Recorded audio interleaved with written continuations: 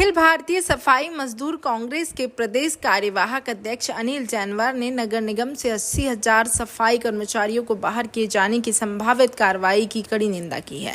उन्होंने कहा है कि ये वही कर्मचारी है जिन्होंने अपने जीवन का सबसे कीमती समय शहर की सफाई व्यवस्था को सुचारू बनाए रखने में समर्पित कर दिया, लेकिन अब जब वे रिटायरमेंट के नजदीक पहुंचे हैं तो सरकार सम्मान देने के बजाय अपमानित कर बेरोजगार करने पर तुली है।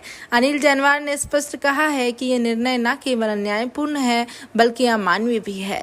इन कर्मचारियों ने दशकों तक शहरों को स्वच्छ रखने के लिए सुबह शाम बिना किसी शिकायत के सेवा दी है और अब उन्हें इस तरह हटाना सरकार की कर्मचारी विरोधी मानसिकता को दर्शाता है।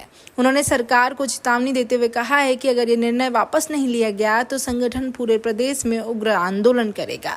उन्होंने कहा है कि संगठन इन कर्मचारियों की हक की लड़ाई के लिए पूरी तरह तैयार है और किसी भी स्तर पर संघर्ष करने के लिए तत्पर है। सर, अभी सरकार का नया फरमान भी आया है कि नगर निगम में जो कर्मचारी ऐसा कुछ काम कर रहे हैं करीबन उनको निकालने के आदेश की चर्चा शुरू करे। क्या लगता है जब ये कर्मचारी बाहर निकाले जाएंगे तो संगठन की क्या रूपरेखा रहेगी? मैं प्रदेश का कार्यवाहक अध्यक्ष अखिल भारतीय सफाई मजदूर अनिल जैनवार, मैं शासन को अवगत कराना चाहता हूं कि जो 80,000 कर्मचारियों को हटाने के जो आदेश जारी किए वो 80,000 परिवारों को भ्रमित किया जा रहा है। साथ ही मैं ये अवगत करा देता हूँ शासन को, प्रशासन को, कभी नगर निगम सफाई कर्मचारियों पे कुठाराघात हुआ तो हमारा संगठन प्रदेश स्तर पर एक बहुत बड़ा आंदोलन कर शासन को हिला दिया जाएगा। सर, क्या लगता है जो 80,000 कर्मचारी निकालने की बात कर रहे हैं क्या उनके लिए कोई नई भर्ती करने का प्रावधान लेके आएंगे? तो काम कैसा चलेगा ये कर्मचारी निकालने? शासन द्वारा जो अभी आदेश की बात आप कर रहे हैं, सफाई व्यवस्था पूरे मध्य प्रदेश में ठप हो जाएगी, क्योंकि 80,000 कर्मचारी हटने के बाद नियमित कर्मचारियों की संख्या कम बचेगी, सफाई व्यवस्था जो है ठप हो जाएगी।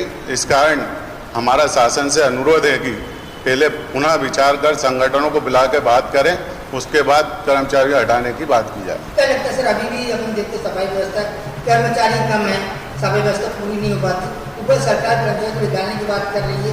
क्या लगता है कहीं कहीं शहर को नंबर 1 में लाने के लिए प्रयास कर रही सरकार, कर्मचारी लगातार प्रयास करके हमारा शहर नंबर 1 आए, तो कहीं उसको भी असर पड़ेगा? असर तो पड़ेगा ना, असर पड़ेगा इसलिए क्योंकि जब सफाई कर्मचारी वैसे ही शहर की जनसंख्या दिन पे दिन बढ़ती जा रही है और कर्मचारी जो नियमित थे वो रिटायर हो गए हैं, ख़त्म हो गए हैं।